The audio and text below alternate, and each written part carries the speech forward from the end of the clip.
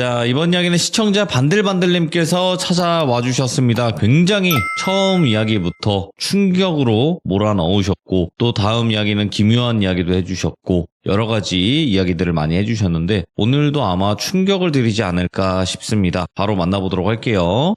네, 여보세요? 안녕하세요, 반들반들님. 오랜만에 또 뵙습니다. 네, 안녕하셨어요, 모두들. 네, 아이고, 안녕하세요. 자, 반들반들님께서 오늘 해주실 이야기는 굉장히 조금 충격적인 이야기가 될 것 같아요. 무겁고. 네, 무겁고. 네. 제가 이거는 힌트가 될 수 있을까봐 이야기 중간에 조금 제가 말씀을 드려보면서 제가 이 이야기를 하기로 마음 먹은 거는요. 이런 일들이 그 옛날에도 있었는데 지금까지도 있어 온 일이고요. 네. 내가 이 이야기를 하려고 마음을 먹으니까 희한하게 그 궁금한 이야기 땡땡 이런 데서도 이런 소재 얘기가 막 업로드가 되더라고요. 그래서 이거를 이런 일을 겪는 분들, 괴로움을 겪으시는 분들을 위해서라도 한번 시원하게 이야기하고 귀족님들이 진짜 흉 맞으셨으면 좋겠어서 얘기를 시작할게요. 자, 그러면 도대체 어떤 이야기길래 또 이렇게 네. 말씀을 하시는지 바로 출발을 해보도록 하겠습니다. 렛츠고!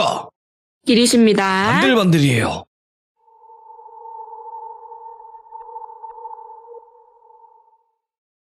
이거는 저희 엄마께 들은 얘긴데요. 저희 엄마는 저희가 자라는 내내 가정주부가 아닌 사회인으로서 본인 일을 해오셨어요. 그렇기 때문에 제가 성장기에는 엄마랑 많은 대화를 할 수가 없잖아요.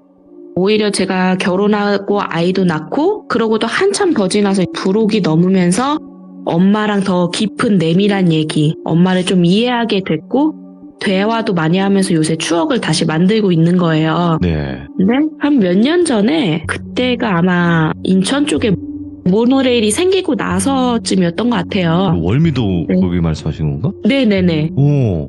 근데 그쪽에 엄마 모시고 저희 가족이 그쪽 근방 아울렛 구경하다가 월미도 쪽까지 가게 됐어요.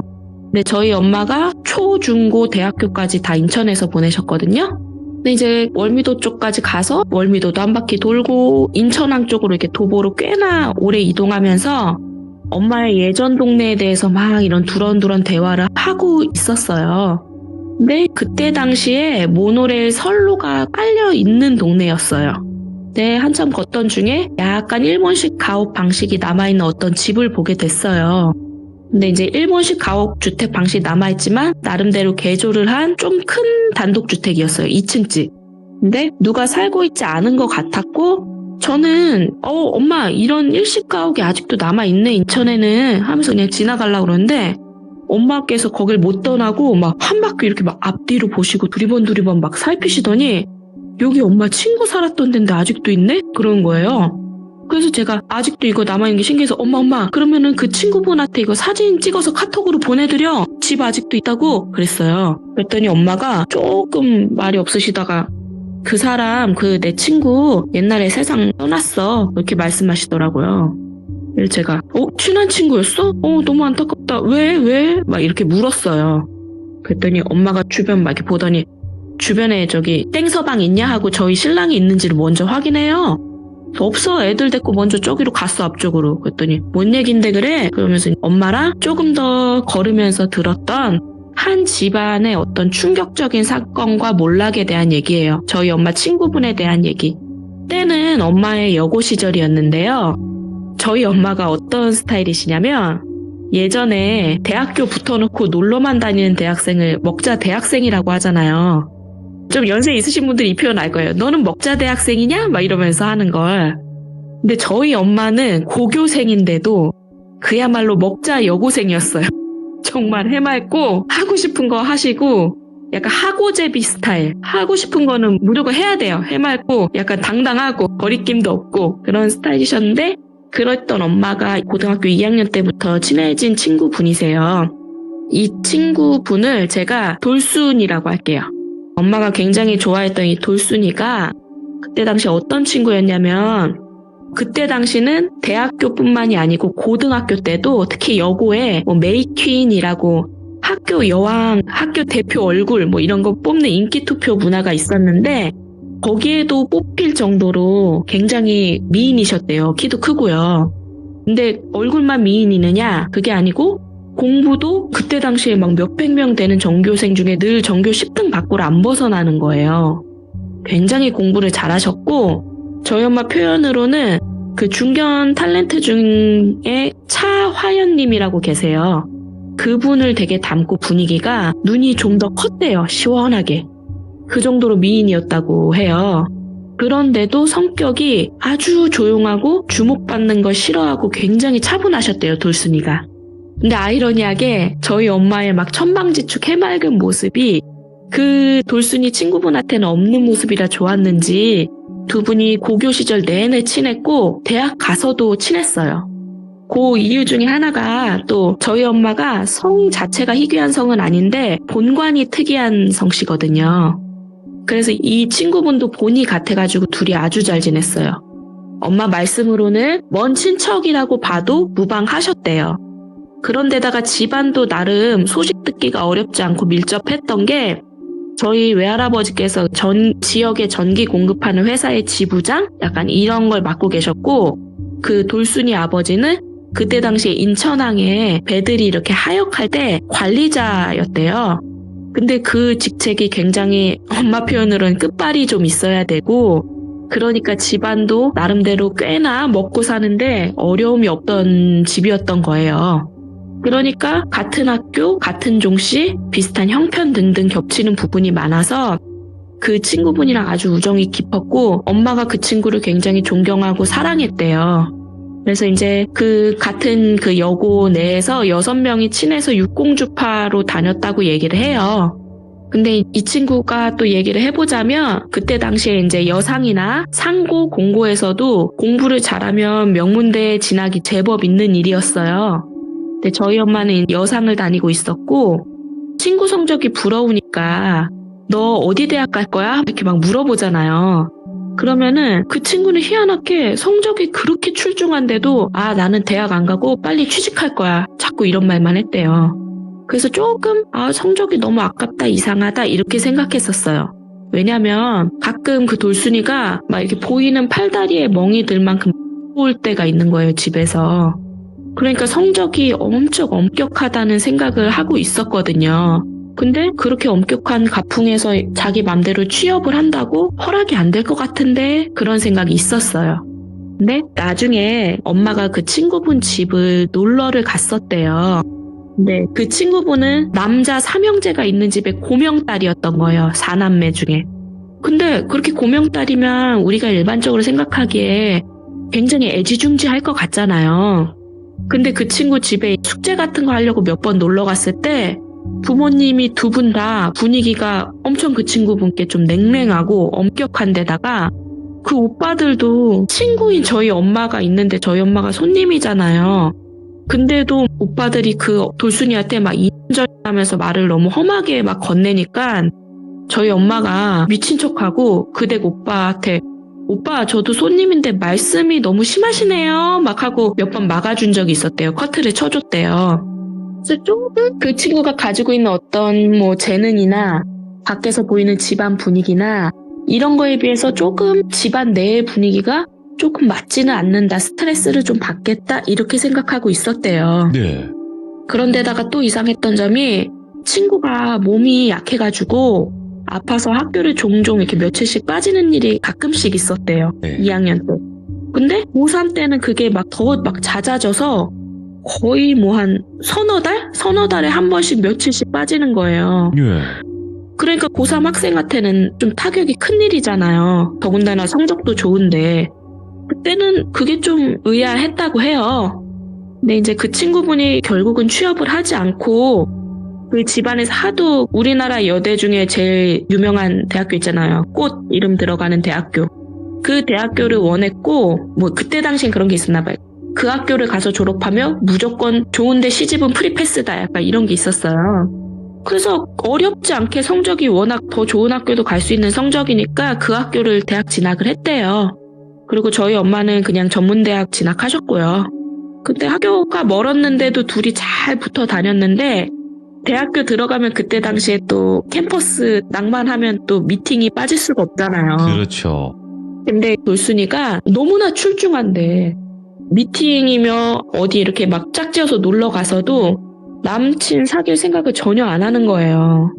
그러니까 엄마 입장으로는 그때 당시에 엄마도 20살이고 남자친구가 사귀었는데 같이 쌍쌍이 만나고 이랬으면 좋겠는데 못 만나니까 안타까워서 몇 번 이어주려고 해도 결국은 이어지지가 않는 거예요. 그래서 엄마가 하루는 우리 어디 이제 생맥주집 생겼다는데 우리 한 번도 술 안 마셔봤으니까 우리 맥주 한번 마시러 갈까? 하면서 네 남자친구 얘기도 좀 내가 해보고 너 관심 있는 애 있대? 그러면서 그 맥주집을 간 거예요. 그래서 성인된 기념으로 두 분이서 술을 드셨는데 예? 처음 먹다 보니까 본인 주량도 모르고 근데 그 얌전하던 돌순이가 술을 전혀 못 마신 엄마가 보기에도 막 엄벙덤벙 완전히 포금을 하다시피 하시는 거예요. 그래서 야야야 왜 이렇게 마셔? 왜 이렇게 마셔? 야 어떻게 집에 가려고 그래? 엄마 아빠 무서우신데. 그랬더니 그 친구가 술이 굉장히 취한 상태에서 얘기를 하는 거예요. 아버지가 돌순이를 초경 시작할 무렵부터 적으로 건드려 왔다는 얘기를 한 거예요. 엄마한테. 그러니까 지금도 그게 굉장히 친족 간에 굉장히 충격적인 일인데 그때는 이게 무슨 소리 하는 거지? 막 땅으로 막 꺼져 빨려 들어가는 느낌이 들었대요. 이게 꿈인가 싶고. 그래서 그 친구분이 학교도 빠지고 그런 일이 있었고 막 멍들게 올 때도 있었고 그래서 이제 집을 떠나서 빠른 취업을 바래왔던 거라고. 그리고 자기는 좋은 학교를 가고 잘난 사람들 곁에 있어도 하나도 행복하지가 않고 그럴수록 자기 모습이 더욱 객관화가 되면서 막 걸레짝이 된 기분이라고 말씀을 하시더래요. 근데 저희 엄마랑 있을 때만큼은 나도 평범한 여고생이 된 것 같고 네가 나를 있는 그대로 봐주고 내가 찍소리 못하고 당해왔던 그런 거에 대해서 우리 오빠한테도 네가 대신 얘기해주고 그러는 게 너무 고맙고 너무 행복했대요. 그래서 돌순이가 거의 막 혼절하다시피 막 울면서 이야기를 막 토해냈고 그 뒤로 엄마는 그 친구가 괴롭고 힘들 때 집에 있기 싫을 때 엄마 집에서 숨겨주고 재워주시기도 하고 막 학교 친구인 것처럼 거짓말해서 뭐 MT 있다고 그러고 뭐 과방에서 무슨 과제한다고 그러고 이러면서 숨겨주고 그랬대요. 근데 그 친구가 그런데도 불구하고 술을 마시는 걸 저희 엄마로 통해서 배웠잖아요. 그러니까 그 얌전하시던 분이 스트레스를 술로 풀기 시작하셨던 것 같아요. 그래서 만나면 거의 술을 먹고 거의 혼절할 때까지 먹다가 쓰러져서 자고 그런 일이 몇 번 있었는데 갑자기 2학년 1학기 지나고 친구가 연락이 좀 뜸해졌대요. 그래서 그때 당시엔 편지 잘 보내잖아요. 펜팔도 막 자주 하고 편지를 보내도 답장 없고 그러니까 집에 찾아가도 없다고 그러고 안 만나주고 그때 전화 요금이 좀 비싼 편이었는데 전화를 해도 안 받고 안 바꿔주고 하더니 나중에 그러고서 한 3, 4개월 있다가 친구분이 극단적인 선택을 하신 거예요. 근데 더 슬픈 건 사람들의 그냥 추측하는 그런 험담이죠. 그때 당시에 그 일이 있고 나서 저희 엄마가 너무 슬프고 괴로운 거예요. 인생에 있어서 진짜 질환지교를 맺었던 친구다 이렇게 생각하고 너무 사랑하던 친구였는데 그 친구가 뭔 일이 있어서 나한테 그런 고민까지도 다 얘기를 했는데 왜 더 말 못할 게 있어서 나한테 말 한마디 없이 날 피하다 그렇게 세상을 등졌을까 해서 너무너무 슬프고 괴로웠대요. 근데 그 같이 다니던 육공주 친구 중에 다른 친구가 어떻게 알았는지 그 친구가 가고 나서 걔 죽을 때 홀몸이 아니었다던데 걔 알고 봤더니 얌전한 척만 했지 남자 되게 많이 만나고 다녔대 이런 식으로 되게 비속어를 쓰면서 여자가 해프다는 표현을 막 하면서 험담을 막 했고 저희 엄마가 그 친구랑 막 대판 싸우고 진짜 육박전을 해갖고 그 육공주 친구들이랑도 거의 해체가 됐대요. 뭐 한 명하고만 연락하고. 그래서 그 친구 장례식을 되게 가고 싶었는데 그 가족끼리 원래 대부분 3일장 하잖아요. 네. 3일장도 안 하고 그냥 진짜 뭐 치워버리듯이 하루 만에 장을 끝내고 그거를 그 집이 선산이 있는 집이잖아요. 같은 종씨고 하니까 뭐 그런 걸 알잖아요. 선산에 묻지도 않고 화장해버렸다는 거예요. 그래서 저희 엄마가 너무너무 막 분하다고 그 집 식구도 어떻게 딸한테 그럴 수가 있냐고 그랬는데 이제 이 집에 그 돌순이가 세상 등지고 나서 일어나는 일들이 그 집이 몇 년 사이에 완전히 몰락하게 돼요. 그 얘기를 또 해드릴게요.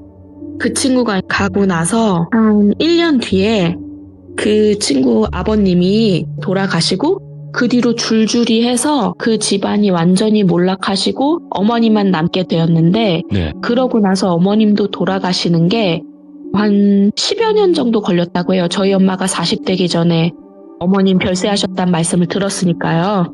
근데 그 친구 가고 나서 몇 개월 있다가 아버님이 돌아가셨는데 그 하역 작업 마치고 밤에 직원들하고 회식을 했대요. 예.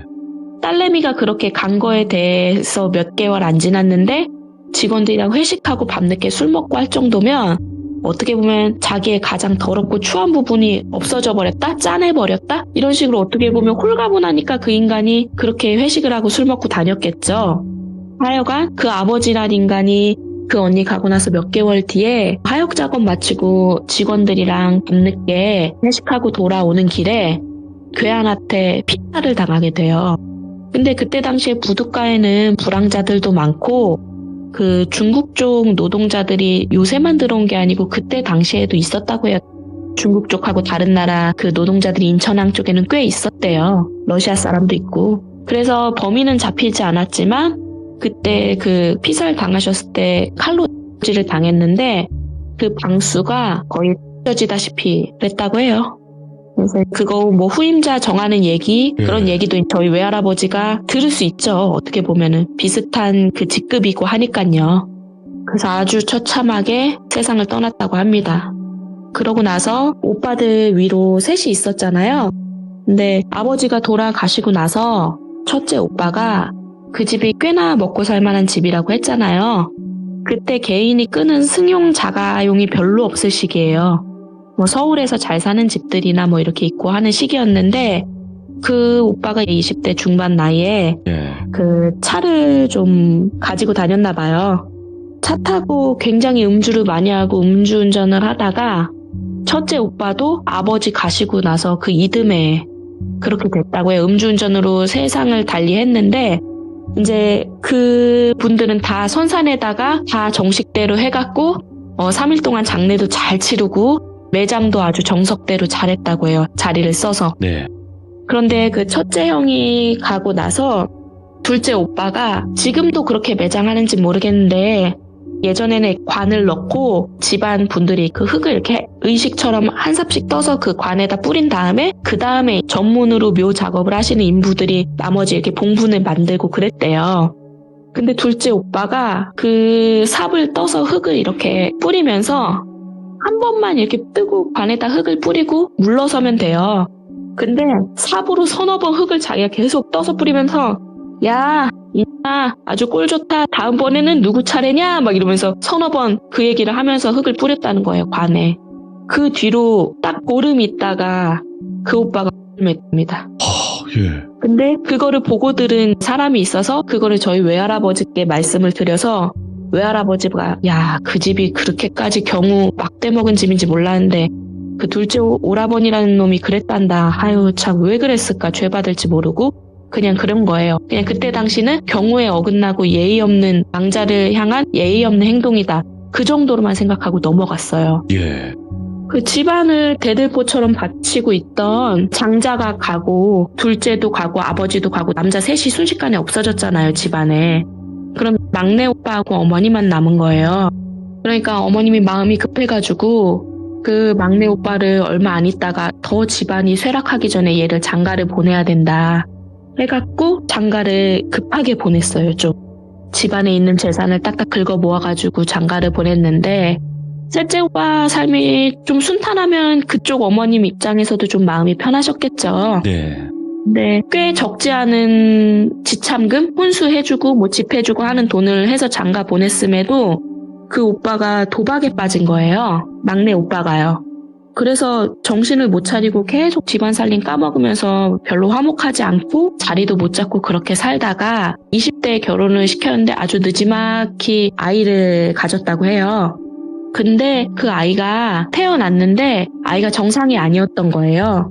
근데 일반적으로 저희가 이야기하는 그냥 장애나 뭐 아이들한테 흔히 많이 일어나는 심장에 조금 결함이 씨 달을 못 채우고 태어나면 그런 아기들이 있는데 그 정도 장애가 아니라 어떤 염색체 이상에 의해서 아이가 이렇게 입술이 갈라지고 그 입천장도 갈라진 상태로 나온 데다가 아이가 이성도 저성도 아닌 거예요.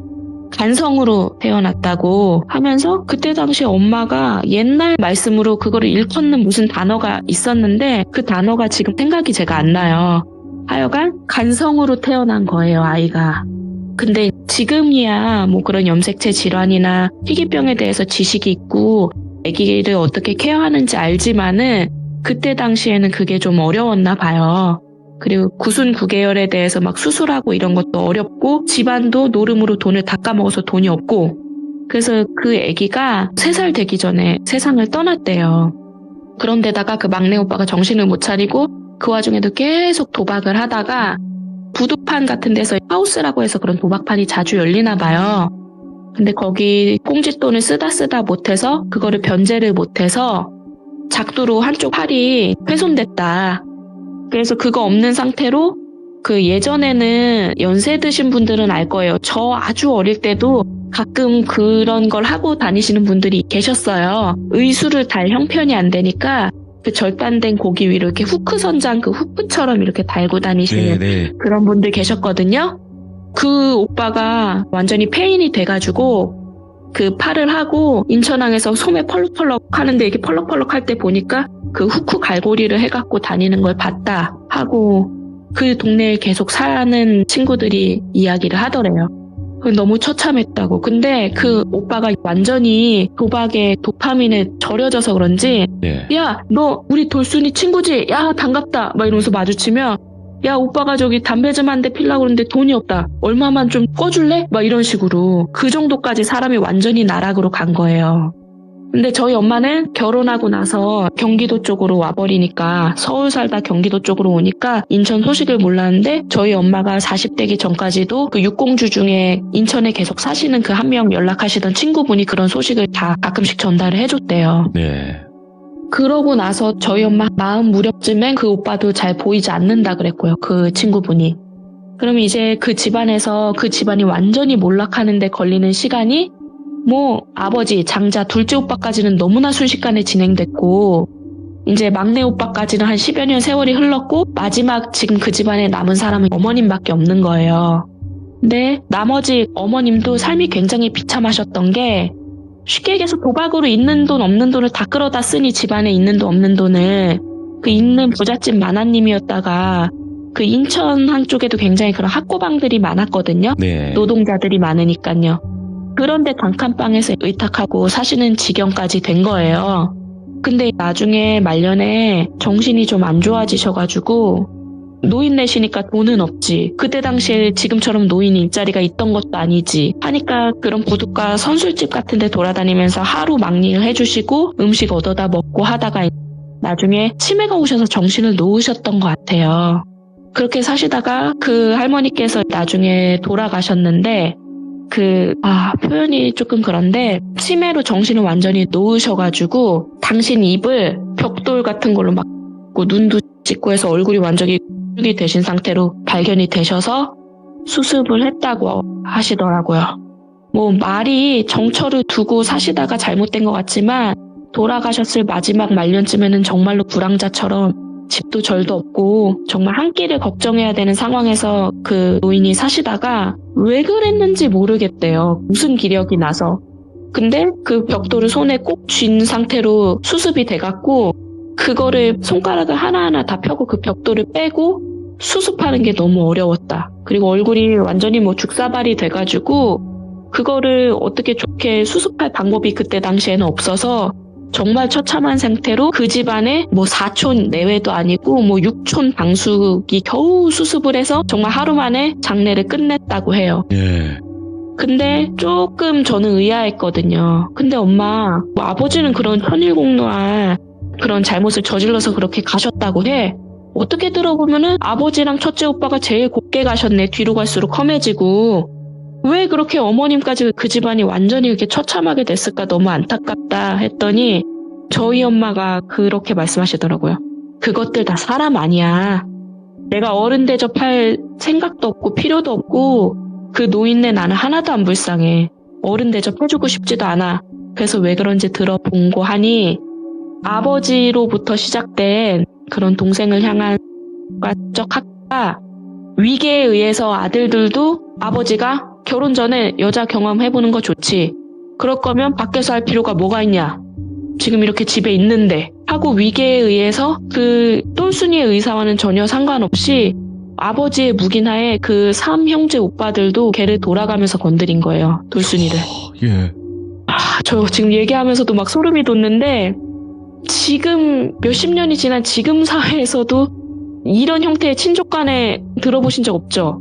근데 그게 벌써 한 40여 년 전에 이런 일이 있어 왔다는 거예요. 예. 그러면 그 집안에서 그렇게 괴로울 때 만약에 돌비님 같은 경우는 누가 힘이 돼줄 수 있을 것 같아요. 그나마 그 집안에서 돌순이를 지켜줄 사람은? 그나마 엄마가 저는 편을 들어줬어야 된다 생각해. 지켜줘야 됐어요. 예. 근데 그 집 엄마가 그거를 묵인해 왔고 그것도 모자라서 친구분이 돌아가실 때 홀몸이 아니었다고 했잖아요. 그게 그들 간의 그런 로 인해서 임신을 했었던 거예요. 근데 알고 봤더니 그 앞전에 고3임에도 불구하고 서너 달에 한 번씩 빠졌다고 했잖아요. 며칠 동안. 네. 그게 그 몇 번의 원치 않는 임신을 해서 그 아이를 하고 하면서 그렇게 빠졌던 거예요. 그 과정에서 그 엄마가 손을 잡고 끌고 갔다고 해요. 근데 이 소리를 듣고 정말 인과응보라고 생각했던 게요, 돌비님. 그 어머님이 마지막 그 친구가 세상 등지기 전에 이런 거를 법적으로 도움을 받을 수 있을까 해갖고 그 친구분이 좀 알아보고 다니셨던 것 같아요. 근데 그거를 그쪽 어머님이 알게 되셨고 친정엄마가 강요를 했대요. 너만 입 닫고 있으면 지금 모두가 행복하고 우리 집안 잘 나가고 있는데 왜 그걸 네가 굳이 법적으로 도움을 받으려고 하고 망신살 뻗치게 할 일이냐. 그리고 너도 그렇다. 한두 번 이런 일이 있는 것도 아니고 니도 몇 번이나 이런 경험이 있으면 네가 알아서 그런 거 피임이랑 몸가짐을 조심해야지. 나가 죽어라 이랬다는 거예요 마지막에. 이거는 뭐 근데 저희 엄마도 무슨 생각이 있으셨는지 이 얘기를 나중에 저한테 얘기를 해주시더라고요. 아마 그 친구분께 다 들으셨던 거겠죠 마지막에. 그 소리를 듣고 제가 너무너무 남의 일인데도 막 욕지기가 치밀고 막 어떻게 해야 될지 모르겠을 정도로 분노가 막 치미는 거예요. 그러니 저희 엄마는 어땠겠어요? 정말 내 인생에 있어서 하나의 친구다라고 생각했던 친구인데요. 근데 보세요. 마지막에 그 노인분이 노인네라고 표현할게요. 그 노인네가 가실 때 어떻게 가셨다고 그랬어요? 온전치 않은 정신에 막 벽돌 같은 걸로 막 본인 얼굴, 눈도 입을 떼어서 돌아가셨다고 했잖아요. 그 소리를 듣고 하나도 처참하거나 안 되지 않고 인과응보라는 생각이 들면서 저희 엄마 친구분 그 돌순이가 아주 자기가 겪어온 고통의 시간만큼 시간을 들여서 저승해서 끝까지 복수를 한 게 아닌가. 그 친구도 10년여간 그런 고통을 당해왔고 이 집안이 완전히 몰락하는데도 한 10여 년간의 시간이 흘렀잖아요. 그 시간이 비슷하다고 저는 생각이 되더라고요. 그래서 막 처참한 얘기를 들으면서 저희 엄마가 그 얘기 하더라고요. 이것들을 내가 어디서 얘기할 수 있으면 속 시원하게 얘기할 수 있으면 좋겠는데 이것들을 아주 사람 취급 안 하고 욕먹게 하고 싶은데 내 친구 명예를 위해서 얘기를 하지 않는다 이렇게 얘기를 하고 말았거든요. 근데 저는 이 얘기를 여기다 풀므로써 많은 사람들이 그 짐승 같은 인간들을 같이 분노해 주시고 욕해 주셨으면 좋겠어요. 이거는 그리고 진짜 어떻게 말이 안 나와요. 너무너무 처참하죠? 근데 이 얘기를 제가 돌비에서 하려고 마음먹었던 게 전에 간만에 행자님 나오셔가지고 말씀해 주셨잖아요. 어떤 행자님. 가족에 대해서요. 네네. 그때 마지막에 세상에는 우리가 아는 것보다 훨씬 더 추악하고 더러운 일들이 많다. 그리고 사람 모습을 하고 있지만 사람 같지 않은 것들이 많다 이렇게 말씀을 해주셨잖아요. 맞아요. 예. 그러니까 저도 예전에 엄마하고 했던 대화가 생각나면서 그러면 나도 이 얘기를 좀 해보고 싶다 해서 제가 오늘 엄마랑 통화하면서 얘기를 했어요. 엄마 이거 나 누구한테 좀 얘기해도 돼? 그랬더니 그 친구 이름 얘기하려고? 막 저희 엄마는 유튜브 이런 걸 잘 모르시거든요. 네, 그래서 제가 아니 엄마 다 가명 쓸 거고 자세하게 얘기 안 할 거야. 내가 그거는 다 넘어갈게. 근데 이 얘기 누구한테 해야지 엄마 친구 한 뿌리도 되고 하지 않겠어? 그때 그렇게 하면 같이 실시간으로 보고 그 사람도 흉봐 주니? 그래서 엄마 그럼 해도 돼? 그때 그래 해봐 그러시더라고요. 그래서 이 얘기는 저희 엄마가 유튜브 이런 건 모르지만 이 얘기는 나중에 업로드 되면 저희 엄마랑 같이 들을 생각이에요. 이게 제가 방송이기 때문에 막 예를 들면 흉을 보지 네. 말아주세요 해도 볼 수밖에 없어요. 이거는 사람이라면 대한민국에 살고 있는 한 사람 그리고 누군가의 가정을 이루고 있고 가정을 네. 이루고 있지 않더라도 네. 이거는 절대 이해할 수 없는 부분이에요. 네. 사람 그리고 같지가 누가 않네. 진짜 사람이 아니라니까요. 그냥 뭐. 동물도 이러진 않아. 그럼요. 개만도 못하다고 하는데요. 개들도 자기 새끼 아유 진짜 이거 짐승만도 못하죠. 진짜로. 진짜로 너무나 그래서- 충격적이네요. 네. 네, 그리고 얘기 끝에 자꾸 이렇게 마무리를 짓는 것 같아서 죄송한데, 뭐, 혹시나, 지금 사회에서도 이런 일이 사실은 없는 일은 아니잖아요. 혹시나 이런 경험이 있거나 지금도 겪으시는 분들이 계시면, 절대 본인 잘못이 아니고, 일단은 그 환경에서 분리해야 되니까, 결단을 내려서 밖으로 나와라. 그럼 도와줄 사람들이 분명히 있다는 거를 말씀드리면서, 얘기를 마무리 짓고 싶습니다. 정말로 반들반들님께서도 좋은 말씀을 해주신 거고 이런 일들은 저도 예전에 과거에 어떤 한 사람에게 실제로 들었기 때문에 저도 이런 경험이 있다는 걸 알아요.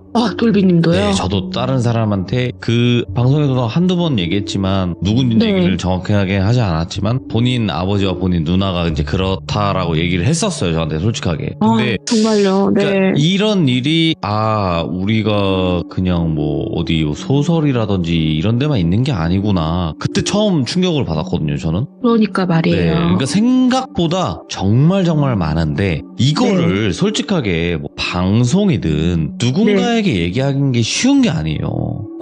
그렇죠. 방송뿐만이 아니고, 네. 가까운 사람한테도 너무 어려운 이야기죠. 왜냐면 얘기를 했을 때 본인이 피해를 받고 뭐 2차 가해를 받고 이런 경우가 굉장히 많기 때문에 맞아요. 정말 어렵지만 그래도 아까 반들반들님께서 말씀하신 것처럼 그 환경에서는 어떻게든 분리를 해야 됩니다. 맞아요. 네, 저는 그렇게 생각을 하고 오늘 반들반들님께서 정말 듣기 역겨운 이야기였지만 그래도 네. 들려주신 이유가 분명히 있다라고 생각을 하고요. 오늘 이야기 네. 너무너무 잘 해주셔서 감사드립니다. 아마도 그런 일을 겪고 계셨던 분들, 겪었던 분들이 조금이나마 용기를 낼 수 있는 세상이 오길 다시 한번 바랍니다. 감사합니다. 네, 감사합니다, 돌비님. 네, 고맙습니다. 기종님들, 네, 좋은 밤 되세요. 네. 시작 전에도 말씀을 드렸지만 굉장히 충격적일 거라고 분명히 말씀을 드렸던 이유예요. 정말로 이게 공포가 아니면 뭐겠습니까, 여러분들? 진짜 극현실 공포라고 생각을 하고요. 지금 솔직히 여기 계신 분들 중에서도 나도 그랬는데 예전에 과거에 그렇게 당했었는데 누구에게도 말 못했는데 하시는 분들 분명히 있을 겁니다. 근데 언젠가는 그런 분들이 당당하게 말씀하심에 있어서 절대 지탄받지 않는 사회가 오길 바라면서 오늘의 이야기를 마치도록 하겠습니다. 감사합니다.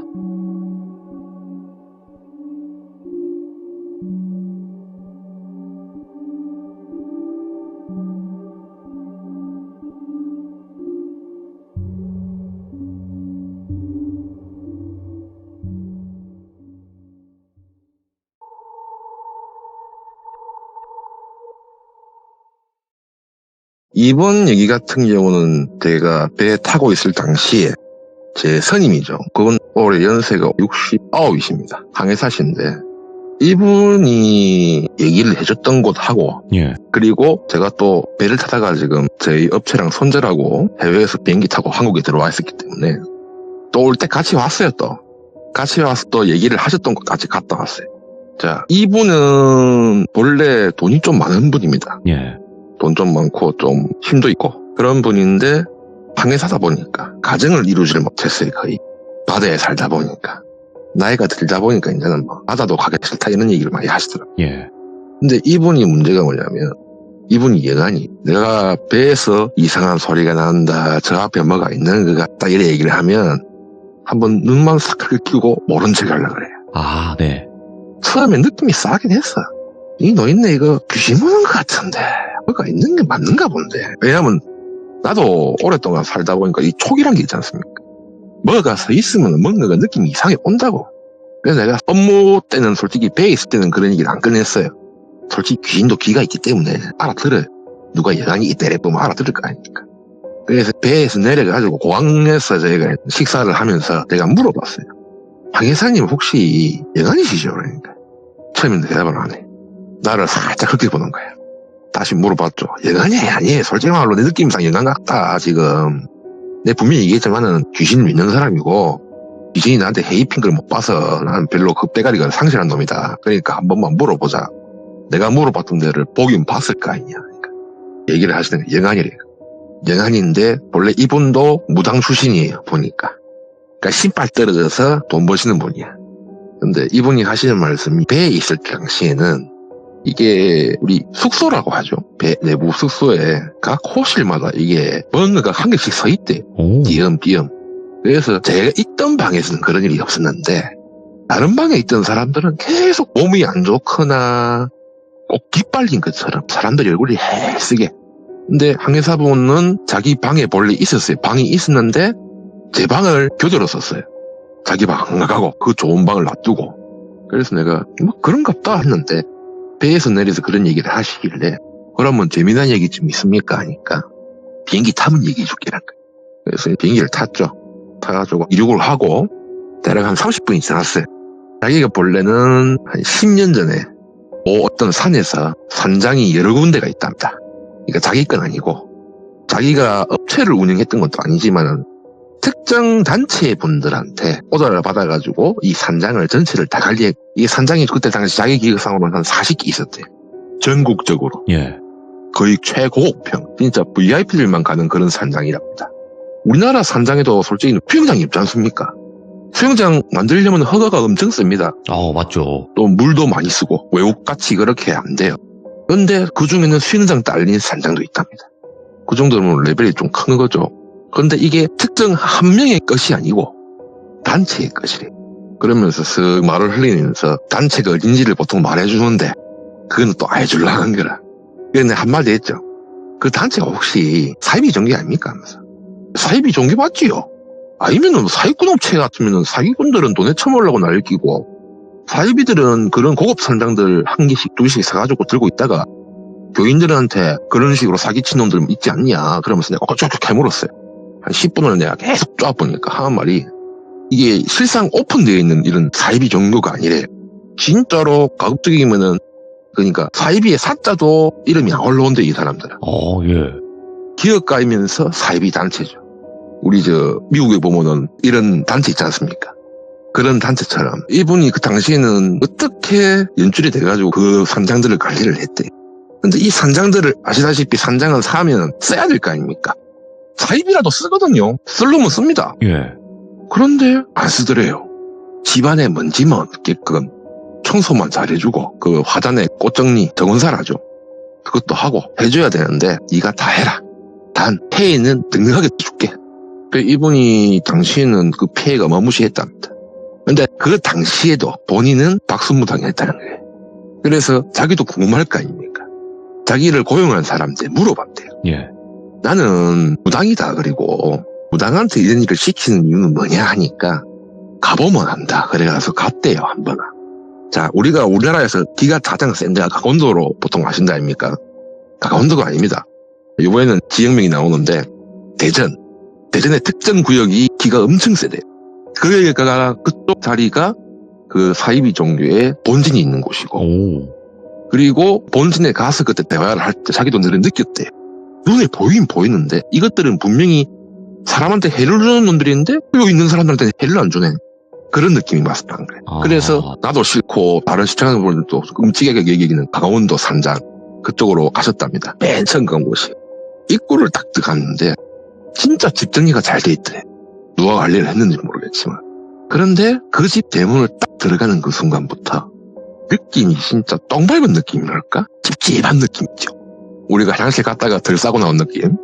그런 느낌이 계속 올라오더래요. 왜 그런 느낌이 날까 싶어서 자기도 박수무당이고 신내림 받은 사람이니까 알아봤을 거 아닙니까? 집을 한 바퀴 싹 돌아봤대. 돌아보니까 보통 집에 한두 마리씩 보여야 정상인데 여기는 아무것도 안 보이더랍니다. 깔끔하더래요. 전혀 그런 게 안 느껴지더래요. 그런데 그 터는 사람이 살 터는 아니더라는 거를 자기가 느낌이 오더래요. 여기서는 사람이 살다가는 죽는 터다. 우리 익히 말하는 도깨비터는 기센 사람 가갖고 코드가 맞는 사람이 가면은 돈 잘 벌고 기간 내에만 나가면 문제가 없지 않습니까? 근데 그 자리는 도깨비터가 그냥 귀신터랍니다. 귀신터는 맞는데 당나무가 있던 그런 자리를 이 산장들이 들어오는 자리인 거예요. 그러니까 산에서도 보호받고 이렇다 보니 귀신은 안 보인대요. 귀신은 안 보이는데 기가 약한 사람이 들어오면 헛걸을 많이 볼 거다면서. 자기가 봤을 땐 그렇다면서. 그래서 첫 번째 집은 그렇게 느끼고 정리를 다 돼 있는 상태니까 내부 청소만 하고 그래 나오셨대. 그러니까 이 얘기를 들으면서 제가 느낀 게 뭐냐면 기센 사람만 살아남는 곳이구나. 그러니까 뭐가 뒤에 받쳐줘야 안 죽고 일을 오래 할 수 있구나. 두 번째 집은 위치는 안 알려주시던데 이게 그 38선 경기 쪽에 있답니다. 위치는 정확히 안 알려주시는데 본인은 알고 계시겠지만 그쪽은 집이 진짜로 작더래요. 산장은 산장인데 한 1층짜리 건물인데 방 2개에 거실 큰 거 한 개 있고 주방 한 개 있더랍니다. 근데 겉을 봤을 땐 통나무 집처럼 지는 거래요. 들어가 보면 완전 신식이라. 그리고 전기 다 들어오고 그리고 주위가 전부 다 나무밖에 없더랍니다. 그 집이 끝에 나무밭 가운데 있는 거예요. 근데 거기는 이미 손님이 와 계신 거예요. 이분이 들어가서 사람 있는 인기척을 봤으니까. 네. 그러니까 박수무당쯤 되면은 귀신이랑 사람하고 분간이 될 거 아닙니까? 이분은 들어갔을 때 인기척이 느껴지더래요. 들어가서 초인종을 딱 누르고 띵동 했는데 사람이 나오더랍니다. 본진에서 여기 청소하러 보낸 새로운 사람입니다 이라고 인사하고 들어갔대요. 근데 분명히 자기가 밖에서 봤을 때는 여러 명이 있는 걸로 느껴졌대요. 근데 들어오니까 한 명밖에 없는 거예요. 근데 웃긴 건 또 술상은 맥주 캔, 소주, 안주 이런 거 젓가락 같은 거는 한 대여섯 개 깔려 있어요. 분명히 혼자 있는 사람인데. 예. 그래서 이 어르신이 물어봤대요. 아니 혼자 계시는데 이렇게 밥상에 젓가락을 이렇게 많이 놔두셨습니까? 그러니까. 아이고 요 산에 보니까 어르신들하고 아들도 있고 많대요 보니까 이분도 보니 영안이니까 사업을 하시는 영안이에요. 무당까지는 아니지만은 자기가 봤을 때는 영안인데 그냥 보기만 볼 줄 알고 예. 그거를 잡거나 뜯거나 하는 사람은 아니래요. 근데 요 오니까 내가 첫날에 왔는데 너무 사람들이 배고팠더라. 그래서 내가 먹을 것도 있겠다 싶어서 제사상 비슷하게 차려난 거다. 근데 여러분 절대로 어디 가서 있지 않습니까? 자기 혼자 있는데 젓가락 한 개 더 놔두든가 아니면은 밥을 한 개 더 놔두든가 그러면 귀신 얼마예요? 제가 집에서도 경험을 해봤기 때문에 이 무당분도 그걸 똑같이 그래 얘기를 하시대요. 그분한테 그래 얘기를 했대요. 이렇게 놔두시면 귀신은 사람을 보더라도 자기를 못 본 척하면 넘어가는데 사장님은 지금 다 받고 다 인정을 했기 때문에 이건 큰일 날 수 있다. 어허.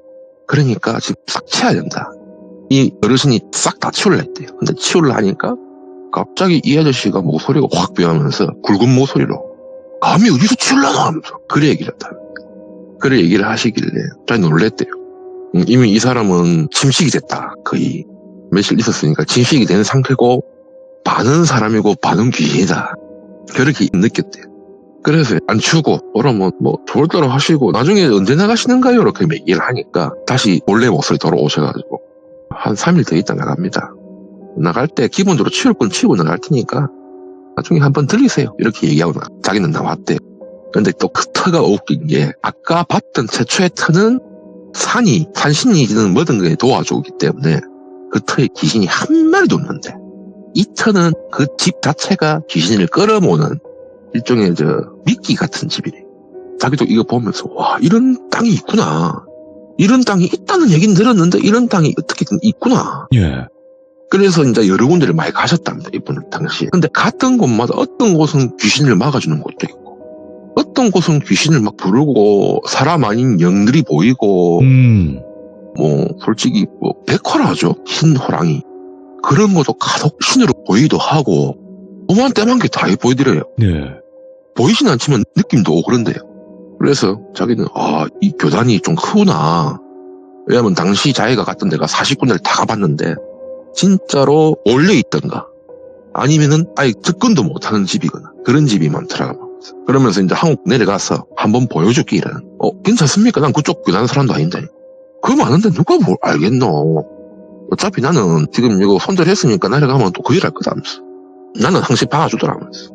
그렇게 얘기를 딱 진행 중에 한 군데 딱 하시는 말씀이 예. 혹여라도 기독교, 천주교, 불교 여러 가지 종교가 있지 않습니까? 사이비 중에는 뭐 여자 들어가는 사이비도 있잖아요.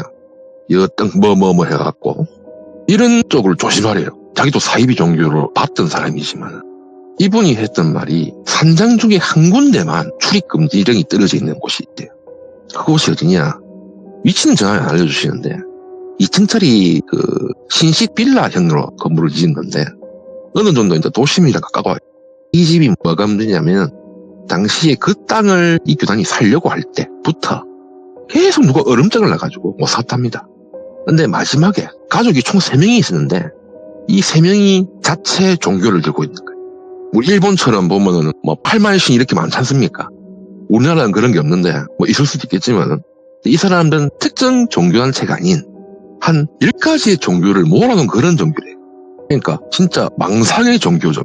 있지도 않는 거. 그러니까 뭐 고문서나 이렇게 여러 가지 막 뭐 종교적으로 오랫동안 유지됐던 그런 종교가 아니야. 뭐 사이비가 다 그렇지만 최소한 교회 쪽 사이비들은 뭐 성경이나 이런 거를 여러 가지 다른 방법으로 해석해서 만드는 그런 사이비가 많기 때문에 자기는 그런 생각을 했는데 교단에 계신 분이 하셨던 말이 절대 그 집은 가더라도 집안에 들어가지 마라. 그래서 자기가 한번 가봤대요. 호기심에. 우리 사람들은 호기심에 있는 거 아니겠습니까?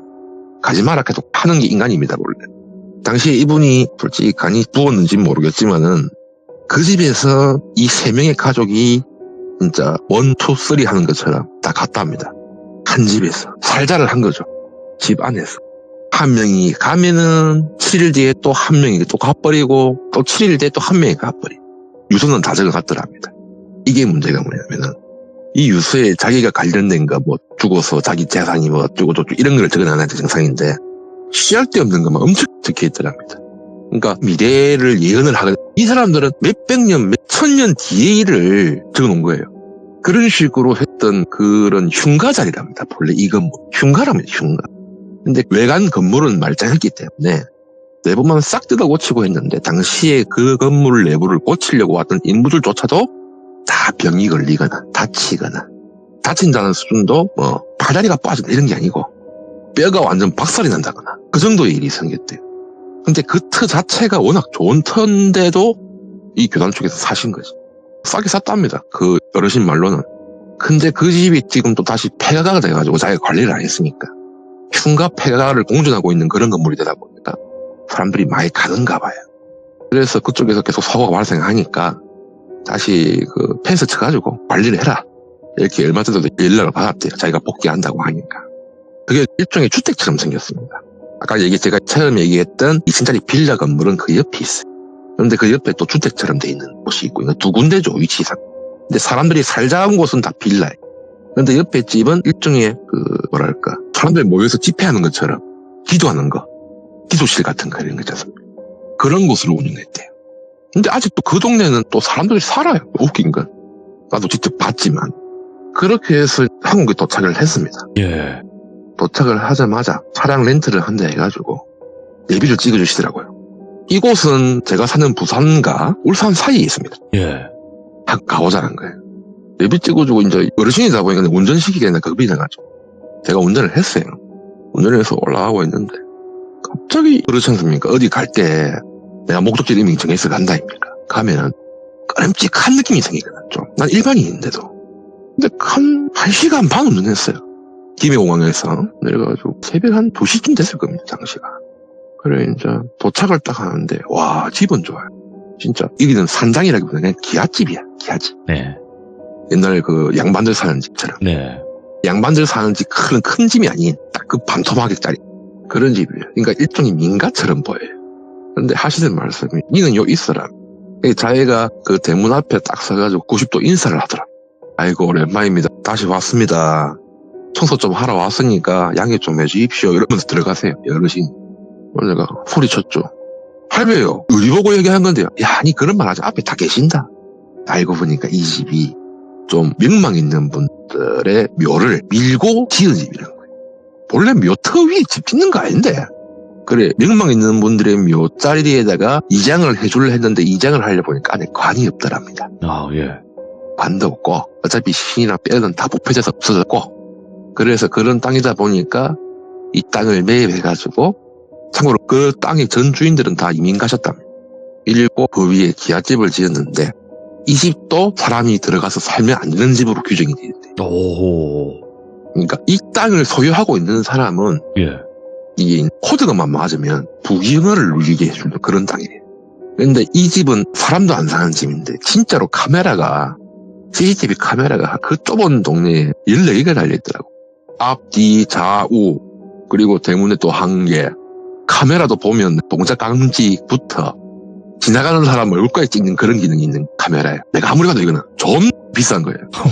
최소 한 대 2천만 원 이상 하는 거예요. 그런 게 여기 달려 있어요. 그리고 담벼락 위로 또 철조망이 또 붙여져 있어요. 사람이 접근을 못하게 하는 거지. 참고로 이 카메라는 국내에도 판매가 안 되는 제품이에요. 해외에서 직구로 사와야 되는 제품들이에요. 이런 카메라를 국내에서 본 거는 국가시설 알고는 못 봤거든 내가. 지금. 야, 그 정도인가? 예. 진짜 비싸. 저거는 진짜 살려면 백이 없으면 못 사는 물건이에요 원래 내가 알기로는. 그래가지고 와 이래 감탄하고 있는데 어르신이 앉아들어 한 30분 지났어요. 30분 동안 카메라 많이 보고 왔다리 갔다리 한번 보고 있었지. 와 이래 비싼 거를 내가 여기서 볼 줄이야 하면서 이렇게 막 보고 있는데 영감이 이 어르신들이 그 앞에 있지 말란다니 빨리 차에 가 있으라 이런 거예요. 집안에 계시는데 소리 들리는 거야. 아 예 이러고 나도 뭣도 모르고 차에 갔죠. 차에 갔는데 내가 분명히 헤드라이트 껐어요. 그 차가 리모컨으로 차를 켜는 차가 아니고 운전석에 타서 내가 직접 시도를 걸어야 되는 차예요. 아, 네. 우리 키를 받았을 때도 리모컨 키를 받은 게 아니었거든. 근데 시동이 걸려 있고 불이 켜져 있는. 와, 이 뭐 거의 진짜 좀 무서운 곳이네. 한편으로는 궁금하기도 하고 그렇게 청소하고 나오시더라고. 나오더만은 야, 니도 따라왔으니까 일당 줄게 이러면서 일단 요 한 군데만 더 가서 끝나면은 일당 주고 니도 집에 가고 나도 집에 가고 이렇게 하자. 이래 얘기를 하시는 거예요. 야, 알겠습니다. 아니야, 뭐, 공짜로 가서 공짜로 운전만 해주면 되는 거니까. 여긴 끝났고, 아까 얘기했던 본진 있죠? 대전 쪽에. 대전 쪽으로 올라갔습니다. 와, 이 대전은 그 본진 들어가는데 진짜로 꽝초이더라. 완전 진짜 산길을요. 도로는 있는데, 일반 도로가 아니에요. 돌돌아. 완전 산길 비스무리해. 그러니까 도로의 형체만 남아있는 곳이.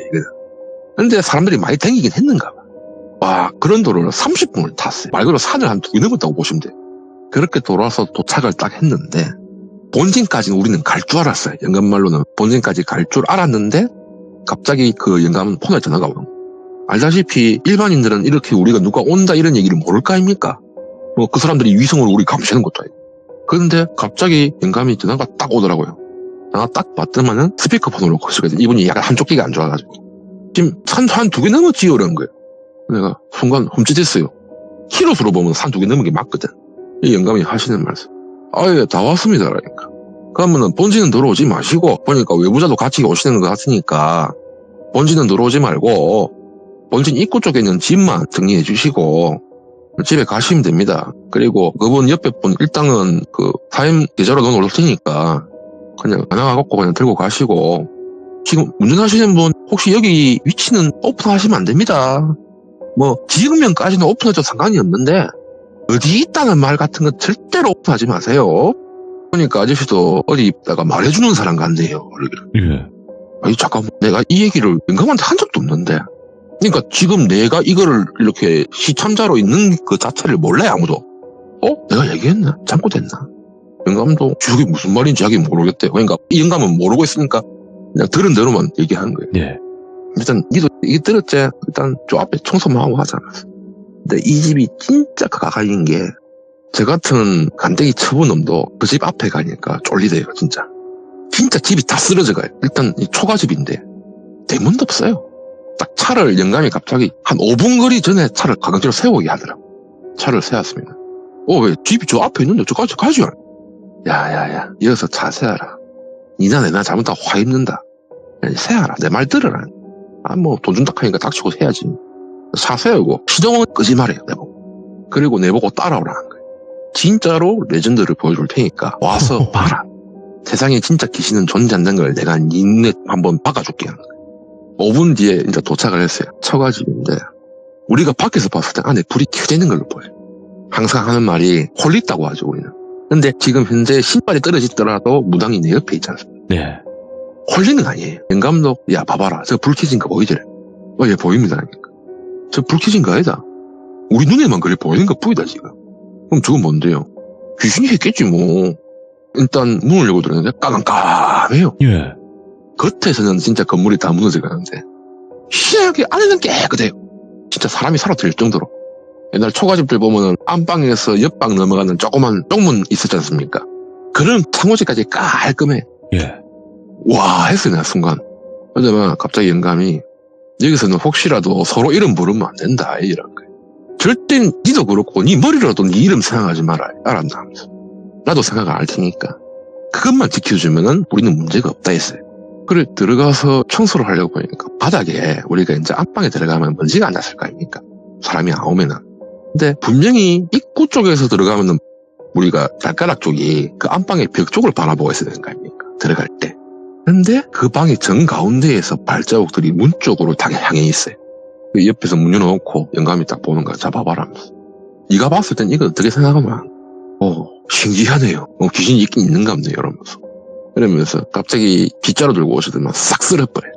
싹 쓰는데 쓸면서 그 안에서 솔직히 그거만 않습니까? 후라시 한 개 들고 있었거든요. 근데 당시에 바람도 진짜 아예 안 불었어요. 분명히 바람이 통할 수 있는 공간이 아니에요. 그렇다면 문에 있는 창호지가 들럭거려야 될 건데 그러지도 않고. 그래서 이렇게 청소를 싹 하고 있는데 갑자기 뭐가 지나가는 듯이 이러는 거예요. 그러니까 내 귓볼을 때리대. 탁 때리고 가는 거야. 근데 갑자기 내 귀로 바람 불 때 사람 목소리 나는 것처럼 이름 먹고 이런 거예요. 근데 내가 갑자기 영감한테 영감 들었어요. 신경 쓰지 말고 일해라. 내 입에서 육둔주 나온다 이러면서. 영감도 있네 안갑다 하는데 분명히 내가 들어갈 때는 내가 이 문 위쪽을 내가 안 보긴 했었어요. 앞만 보고 들어왔으니까. 근데 목이 뻐근해서 이제 목 딱 허리 세우고 딱 돌아보는데 우리 옛날에 초가집 가면은 그 뒷문 안방문 위에 보면 사진 쫙 끌어놓잖아요. 근데 여기에 다 무당들 사진만 걸려있는 거예요. 7개가 걸리는 다 무당들. 왜냐면 이게 당복을 타였어. 사진에 찍힌 분들. 또 어떤 거는 그려져 있는 것도 있고. 그리고 당집이었구나. 아니면 당집 스승이든가. 그래가지고 그때부터 뇌를 멈췄죠 내가. 더 생각하면 이때겠다. 왜냐면 귀신은 귀신이지만은 당집에는 잡생각 했다가는 진짜 씨거든요. 나도 한번 씌어본 적도 있는 사람이고. 그래 영감한테 영감님 언제 끝나는데요? 라니까. 앞으로 10분만 참아라. 야 그리고 저 안에 가서 걸레 좀 빨아오나. 자 일단은 여기서 이제까지는 영감하고 있었지만 제가 아웅이 쪽으로 가니까 진짜 물 틀 수 있는 데가 있어요. 내용물은 완전히 조선시대 아웅인데 딱 한 개만 수돗물을 틀 수 있는 공간이 있는 거야. 그래 물을 틀고 걸레를 빨았어요. 걸레를 빨았는데 걸레의 촉감이 이상한 거예요. 딱 보니까 오색천 있죠. 오색천. 그걸로 보여. 이걸 영감한테 얘기해야 되나 말아야 되나. 아니다 이건 내가 잘못 보고 있다. 이거는 내가 보는 게 아니다. 이건 저 쌍놈들이 나를 지금 연맥이를 하는 거다. 그런 마인드라서 빨래 다 해가지고 영감한테 갖다 주니까 영감이 뭐라는 줄 압니까? 이거 어디서 들고 왔어? 어르신이 줬잖아요. 줬는데 뭐? 그러니까. 야 이거 뭘로 보이는데? 걸레요. 그래가지고 나는 끝까지 걸레요. 내일 멈췄으니까 걸레요. 야 이거 오색천아 그런 거야. 갑자기 영감님. 이거 어디서 뜯었노? 하면서. 아니 영감님 줬다니까요. 영감도 어리둥절한. 알다시피 우리 오색천은 뭐 봉인을 할 때 이런 걸 많이 씁니다. 솔직히 점사 볼 때도 많이 찍지만은 그런 거를 제가 걸레 빨듯이 빨고 왔으니까 둘 다 놀란 거죠. 그러니까 영감은 큰일 났는데 이러면서 이거 기억 안 나나요? 분명히 영감한테서 받아가지고 옆에 쪽문 열고 가서 수돗물 틀고 씻었습니다. 하는데 영감 하는 말. 야, 이 집에는 수도 틀 수 있는 게 없다 이런 거야. 그래서 영감을 데리고 아웅이 쪽으로 갔어요. 아웅이 소뚜껑 위에 옆에 뚜껑 위에는 오색천이 덮여 있었고 그 소뚜껑을 제가 수돗물 받는 곳이라 생각하고 소뚜껑에 봉인되어 있던 거를 뭔가 내가 손을 댄 거야. 소뚜껑은 열리 있고 안에 뼈가 무수하더라고요. 그래가지고 영감이 와 이 큰일 났다. 이 홀리구나 이러면서 나가자. 일단 자기 눈에 보이는 게 없대. 보이긴 보이는데 우리한테 해주는 아들은 없다. 근데 나한테 해주려는 게 아니고 니한테 해주려는가 보다. 이 이상한 생각이겠지 하면서 솔직히 얘기했죠. 이거 보고 어색치인 거 보고 순간 내가 욕했다. 욕 좀 했다. 야 귀신들이 욕한다고 겁내서 도망가는 놈은 허접한 것들이다. 그러니까 빠져가자. 그게 나와서 일단 청소는 다 했으니까 다행히. 근데 웃긴 건 영감이 걸레를 가져오란 말을 안 했대. 자기는 한 적이 없대요. 자기가 돌아보고 있을 때 내가 몰래 쪽문 쪽으로 나간 거래요. 그러니까 인지 부족 오는 거야. 영감이 분명히 시키는데 저 인감이 홀린 거 아이가. 그렇게 해서 이제 청소가 끝나고 나왔는데 저희한테 연락을 해주셨던 분이 다른 멤버들인가 봐요. 멤버분들이. 지금 몇 분이 와 계세요. 딱 우리가 나갈 때쯤 되니까. 아이고, 아웅 여자가 어색증 먹고 한 거를 와 풀었어요. 이러는 거예요. 아줌마 한 명이. 딱 보니까 부당이라. 그 풀라고 했던 게 아니고, 영감이 걸레 가져라 했어요. 나는 봐하는데, 아웅이 손만 있고, 분명히 난 수돗물 틀어놓는데 없네요. 라니까. 집이 아저씨를 가져놓은 거라고. 얘는 귀신이라기보다는 특기가 엄청 많다고. 특기 집합사라고. 근데 저 아저씨는 자주 왔던 사람이고 또 신기고 있던 사람이니까 안 괴롭히는 건데 아저씨는 일반인 아니냐. 그리고 옆에 영감한테 아니 일반인을 여자가 왜 데리고 와노 미친가 해가면서 나이 처먹으니까 이제는 점점 치매가 오요 하면서 막 깎은 거라 영감한테. 아 몰랐지. 그래서 나오니까 무당분이 들어가셔가지고 한 말이야. 아이고야 사진도 떨어져 있냐. 아이고 우리 스승님 사진 다 떨어져 있냐. 그 소리 듣고 아 이 땅집 맞구나. 근데 분명히 우리 사진 건들리도 안 했고 보기만 봤지 손도 안 놨는데 그게 떨어져 있더랍니다. 그때부터 영감한테 그랬죠. 이거 어째 됩니까 하니까 받겠다. 저분 왔으면 된 거다. 저분이 요게 거진 부사장급이래요. 자기가 알아서 할 거다. 우린 가자. 그래서 이제 차를 끌고 다시 우린 돌려서 나왔어요. 도덕도로 쪽으로 나왔는데 폰에서 띠링 하더라고. 그 영감이 보더니 야 입금 됐다라면서. 얼마 들어왔던데요? 600만 원 들어왔네 이런 거. 영감님 이거 청소하고 돈을 그래 많이 받아요. 그러니까. 당연하지 임마. 목숨 걸고 하는 건데 이거는. 그럼 내일 얼마 줄 건데요? 300 줄게 이러면서. 계좌 몰라 이러면서. 계좌는 내가 주기 싫고 제가 가서 현금 뽑아주세요. 200만 원 주시면 내가 아무 소리 안 할게. 그리고 차는 본인이 끌고 가시고 나는 다른 차 버스 타고 내려야 되는데. 왜냐면 집 주소나 계좌는 이런 거 오픈하기 싫거든. 네. 그렇잖아요. 사입 종교 아닙니까? 무슨 짓을 할지는 뭐 누가 알아요. 휴대폰도 해킹당하는 세상에. 그래가지고 저는 당시에 새벽이니까 어디 여관가 가갖고 아침까지 있다가 나왔어요. 나와서 그 시외버스 타고 전 집에 갔죠. 근데 그 후에 영감님한테 연락을 하니까 귀신 없는 곳들 청소 니도 좀 도와줄래? 이런 거예요. 왜요? 하니까 남은 100만 원은 니 받을 거야. 야 계좌 보내봐라. 계속 계좌를 달라는 거야. 이 영감들. 싫고 다 처먹어서 알아서 먹고 나가지 말라고. 그때까지만 영감하고 내하고 아는 사이지 이 이상은 나는 더 이상은 영감하고 연기되기 싫다. 본인이 그랬지 않냐. 당신들이 있는 곳이 사입이라고. 근데 그런 쪽에서 일하는 사람을 내가 어떻게 믿노. 그리고 나중에 나와서 들은 얘기인데 그 우리 선주분도 연락이 오거든요. 니 왜 갔어? 이러길래 아니 그냥 싫어서 그냥 갔습니다.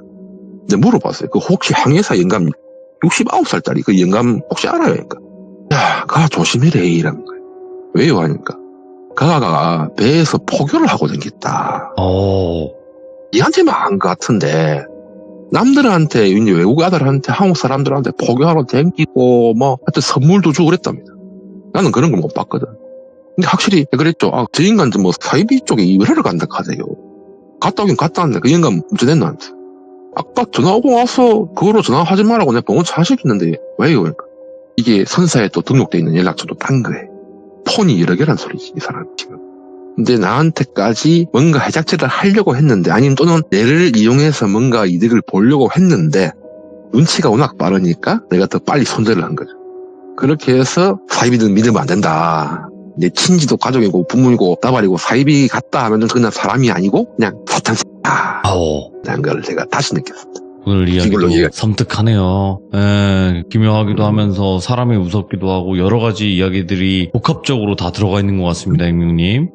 진짜 오늘 너무 시간을 많이 끌은. 아닙니다. 아이고, 오랜만에 또 자리에 함께 해주셨는데 앞으로도 또 여러 가지 이야기들 또 여러 장르의 이야기들을 많이 들려주실 것 같은데 항상 건강하셔야 돼요. 감사합니다. 예, 들어가십시오. 네.